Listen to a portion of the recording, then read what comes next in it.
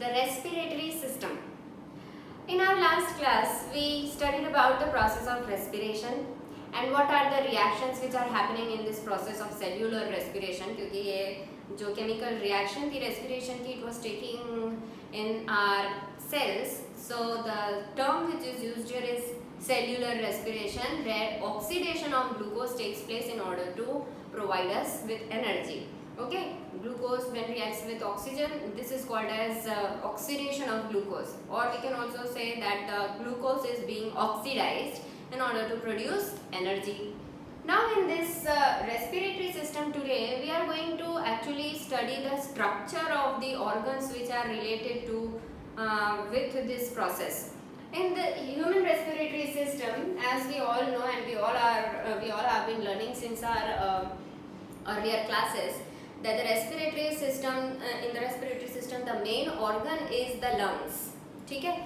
Now these lungs perform the main function of exchange of gases, but how do they perform their function and what is the things from beginning to the end we are going to study about this system in place. The respiratory system starts from our nose itself, because the organisms, terrestrial organisms, they usually take in oxygen through their nostrils or air through their nostrils. Now nostrils, you know what are nostrils? The holes which are present in our nose are called as nostrils, and the passage inside is called as nasal passage. Okay, so nostrils are the main organs which help in taking in air from the surrounding, and these nostrils, they have two important things, that is nasal hair and mucus, which help clean our air, inhaled air, and thus they help prevent infections or entry of any harmful particles or microorganisms into our respiratory tract. Fine. The nasal hair, they are present in the inner lining of our nostrils. They help to trap the particles or harmful microorganisms which are present in the air when we breathe in. The second thing is mucus. Mucus also helps in the same process. It, as we know, mucus is a sticky substance which helps to trap the particles, and both these things are performing the same function here, that is protecting us from infections. One more function that our nostrils perform is to warm up the air, because the air which we are inhaling from the surrounding is actually colder than our body temperature. So when we inhale the air, it becomes warm and we feel comfortable because the temperature becomes normal, or we can say warmer than the surrounding air. Okay, so the nasal hair and mucus, they help to trap foreign particles, and also the air becomes warm. After the nostrils comes the pharynx. So I'll tell you from the diagram which is given in your book, it is more clear. Okay, this nasal passage, and this is the mouth cavity. Both these cavity combine here at the back of your mouth, and this portion where the nasal passage and mouth cavity combined together, that passage is called as pharynx. Pharynx. After pharynx comes larynx, which is called as the voice box also. So what is happening? Nostrils, nostrils के बाद आया pharynx, pharynx के बाद larynx, larynx के बाद आएगा trachea. Trachea is also called as the windpipe. That is the main tube which is leading towards the lungs. And the trachea is actually a muscular tube, and this soft muscular tube is surrounded by rings of cartilages. It contains rings which are made, solid rings which are made of cartilage. Why? Because if there will be no hard structure present here, then the जो हमारा tube है वो collapse हो जाएगा, उसका shape बिगड़ जाएगा और हमारा रेस्पिरेटरी पूरा प्रोसेस बिगड़ जाएगा. So in order to make things accurate, our body has developed a very good system and a very good structure which does not collapse easily, and thus we have the cartilaginous rings present inside our trachea or windpipe to prevent their collapse. Okay. So after nostrils comes pharynx. You should remember these parts in their correct sequence, because if the sequence is correct, you are very easily able to draw the diagram and label it, and that carries marks. So first part was nostril, second came pharynx. After the pharynx came larynx, which is also called as voice box, through which we are able to speak. After larynx comes trachea, which is also called as windpipe. This trachea contains rings of cartilages, which are also called as cartilaginous rings. If this is the trachea, then there will be cartilaginous rings present in the trachea, so that this tube will not collapse and its shape will not change. After the trachea, this trachea divides into two separate tubes, which are called as bronchus, singular bronchus, plural bronchi. Okay, so these are called as bronchi. I will write it here. Number 5 comes bronchi. Plural is bronchus. Okay, as you all can see, this is our trachea, and the trachea is dividing into left and right bronchus. These are called primary bronchus because ये पहला diversion है, तो हम इसको primary bronchus कहते हैं. फिर ये जो दो ब्रोंकस है, left and the right one, they further divide और एक ये ट्री लाइक स्ट्रक्चर बनाते हैं, branched structure of the bronchioles. ठीक है, तो trachea divides into bronchus and bronchus divides into further smaller and branch bronchioles. Sixth part will be bronchioles. And these bronchioles, let me make it for you. These are the branched structures which will arise from here, and further branches, and these are called as bronchioles. And at the end of each bronchiole, there are present sac-like or balloon-like structures called as alveoli. Like a bunch of grapes, you can see. These structures are called as alveoli, which are present at the end of the bronchioles. So bronchioles are branches, है ना?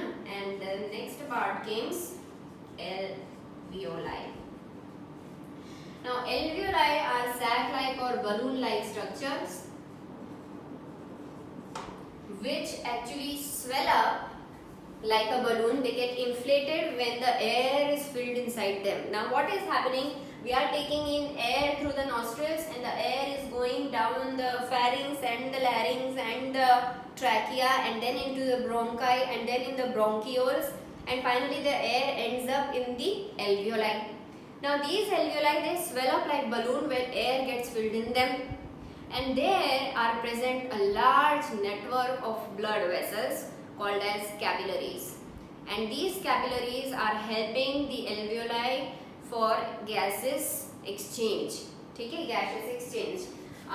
Let me show you a structure. Suppose this is our alveoli and this is bronchiole. The air enters through the bronchiole into the alveoli and it gets inflated. After inflation, this alveoli is actually surrounded by a very extensive network of blood vessels.